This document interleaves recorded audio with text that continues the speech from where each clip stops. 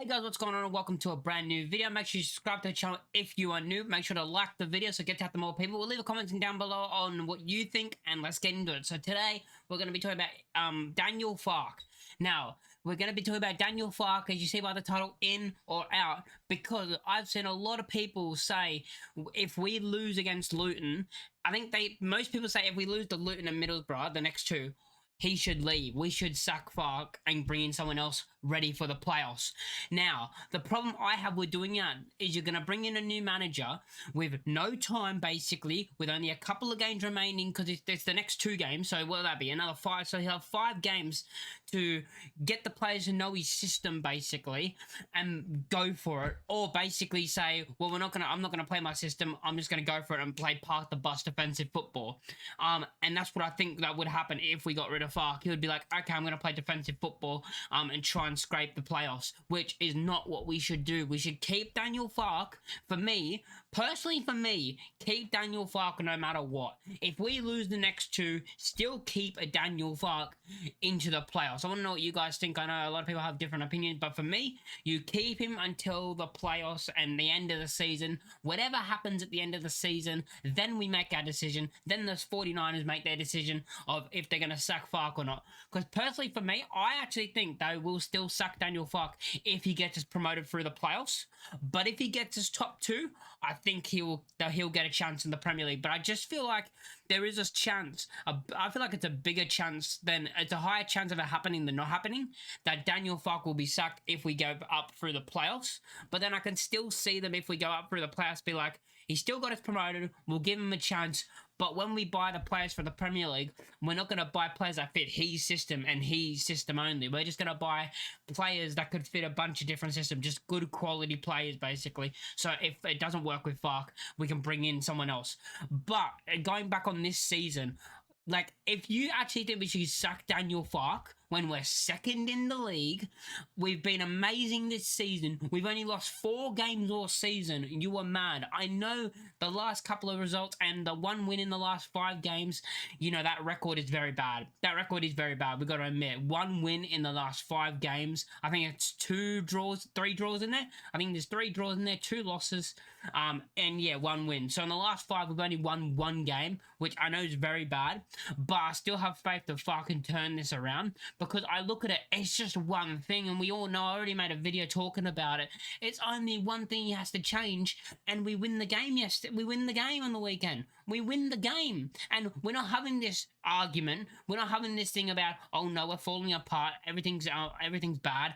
We're being like, yes, we came back from the international break, and we won probably 2-0, to be honest, if we're being real. Actually, probably Nonto wouldn't have come on if they didn't equalise. I don't think Nonto would have come off if they equalised, because Nonto wasn't warming up, and as soon as they got the equaliser, it went over to the bench, and Farke was like, go, warm up, because he didn't actually want to bring Nonto on, because he didn't think he was fit enough to come on, because of course he picked up an injury. So yeah, but if you put Darlow in the sticks, we're not having this argument. You put Darlow in goal, and we're not having this argument. I mean, if you put Darlow in goal after Hull City, we're already promoted. I mean, we got to admit, we're probably already promoted if you put Darlow in the sticks out the hole. But we've already talked about the Darlow situation and why Darlow should start against Luton. But for me, when you're talking about Daniel Farke and what he's done this season and last season, he's done great work with Leeds United. Especially, remember the shit show we were in before the start of last season. And what he did last season. And then not only that, what he had to then, you know, we lost our 3 best players, replaced them. We got a team, we got players that are just as good, maybe not as good, but we got the quality in the team, and probably an all-round balanced better team. But without the solo individual brilliance, we got an all-round better team. He built that, and then we pushed ourselves with only 4 losses all season, being top of the league for a long time in this season. Yeah, we know that. Remember last season we were 3rd for a lot of it, chasing. We've been top for a lot of this season. So we've been top for a lot of this season. And we were 5 points clear after the Sheffield United game. We were 5 points clear at the top. It's all turned around after those 5 performances. And I understand people that are frustrated, but we have to back Daniel Farke. We've already talked about the Darlow situation, because you look at the rest of the team, it's all fine. The tactics that Farke uses and the tactics that Farke hasn't used in the Championship is working, because we're winning games, and the only thing that's cost us is Eli Melly, and I know it's Farke who's picking him. That's the only problem. The outfield and the way we play is fine. You go into, you look at the rest of the season. I'm worried. I know I am worried. But the thing is, we have to keep the belief because we are still second, so it is still in our hands. It is still all in our hands at the moment. Until we drop the third, it is in our hands. And even if we do drop in the third, I know there'll be a meltdown and stuff, and of course there'll be a meltdown. I mean, there's a meltdown already. But if we're in the third, and as long as we keep close, Sheffield United and Burnley have to play each other. If we just keep it close, but like 1 point in it, one of them are going to drop points. So even if we're third, going into that game week, it could still be massive, and we could shoot from third to first if they say they both draw and we're like very close, and we win and they both draw, and that could push us to first. Like, you look at it, we just have to stay right there. We have to stay right there with Burnley and Sheffield United. We just have to stay very close and not let a lead, not let a gap start to creep in between us and Burnley, basically. I know we're ahead of Burnley at the moment, but if they did overtake us, we just got to make sure that gap doesn't come into play. Just don't make it a gap. Just keep it very close. And when Sheffield United and Burnley, and hopefully Sheffield United are close as well in a way of, if Burnley do win, but we also win, we can get ahead of Sheffield United as well. Maybe they can drop the third. We just have to keep it very, very close up to that game week, and I believe that we will beat Stoke. I know everything is doom and gloom at the moment, and based off our last couple of performances, QPR draw, Swansea draw. It's been bad. I understand it has been bad, and we're not versing difficult teams. We beat the Sheffield Uniteds, we beat the Sunderlands, we beat the top teams. We're struggling against the teams that have nothing to play for. Swansea have nothing to play for, and we drew against them. I do understand that, but for me on this whole Daniel Farke, we should sack him. No.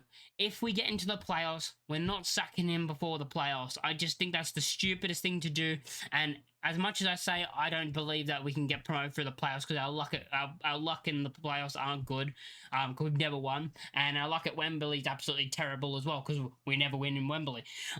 So going into, we haven't actually scored a goal at Wembley, have we? That's the other thing, we haven't actually scored a goal. But if you get rid of Daniel Farke, that for me personally, that puts my belief even lower. Now, going into the next game, I think is when we're going to find out. If Farke starts Darlow in goal, then I don't want any of this Farke out bullshit to continue, because that's the only thing that needs to change. As long as Darlow starts in goal, I'm happy. If Meslier does start in goal, I'm going to be worried. I'm not going to be fuming like before kickoff, because I'm not going to do that. I think that's stupid to be furious and angry before kickoff, before we've even seen the game play. But if Meslier does start in goal, I will be a bit annoyed that he hasn't started Darlow. Like, with 7 games left, you got to, surely. But if he does start Mez, I'm not going to be outraged until after the performance. If we end up starting Meslier and we win, I'm like, okay, I'm fine. But if Meslier makes one more mistake, I mean, basically from now on, it's already happened. The Swansea game for me, it already counted. Every mistake Meslier makes is on Daniel Farke for not switching him for Darlow. But as I said, what I'm trying to say is that's the one change we need. But also, you look at Daniel Farke, the way we play under Daniel Farke, very good. Yeah, very good. The other player that needs to come in is Willie Gnonto. We all know that. We all know Willie Gnonto should come in my opinion, on one of the wings. But Daniel Farke should not be sacked. We can't sack him. Like, I feel like we have some kind of entitled, like, people are kind of entitled because we were in the Premier League for 3 seasons out of the last, 20? Like, people need to come. We've been in way worse positions than we are now.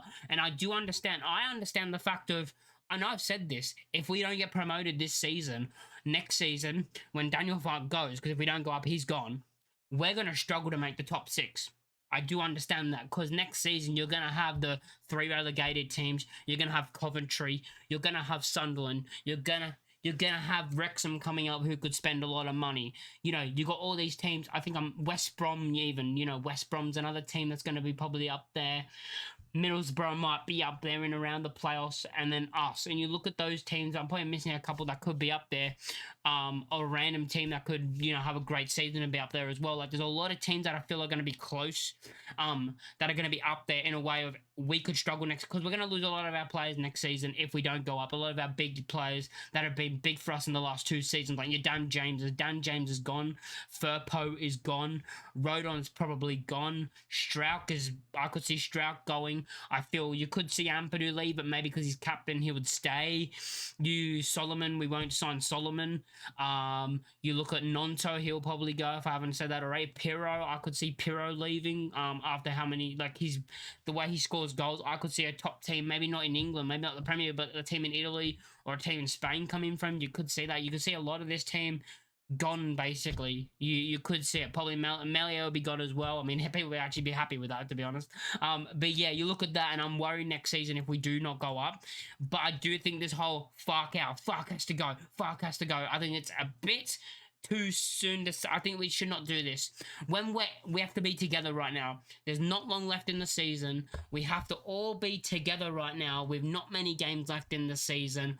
What is it, 7 games left into the season? We're still second. I know we're only second because of goal difference, which goal difference could actually come into a massive play at the end of the season. If we go through that goal difference, that'll be even amazing. I wouldn't care. Just get me up. Even if it is goal difference, just get me up. Yeah, but my whole thought of it is Daniel Farke should stay. And the one thing I know, Daniel Farke, the comment he made on we were 100% playing the Premier League, I think was a mistake, as I've already talked about.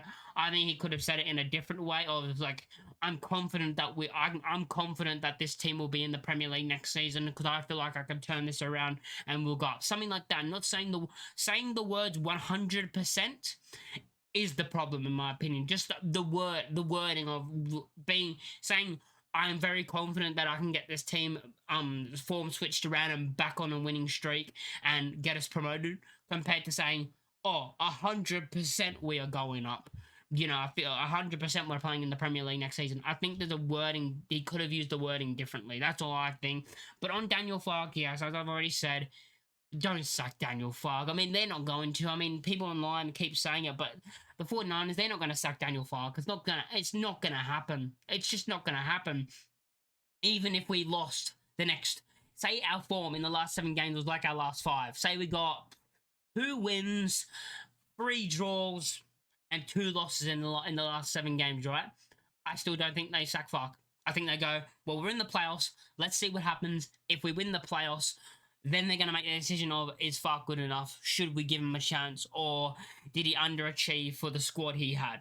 Yeah. So, yeah, thanks for watching the video. If you got the video, make sure to like, comment, and subscribe. And as always, leave your comments in the comments down below what you guys think. Oh, my God. And I'll catch you all in the next one. Peace.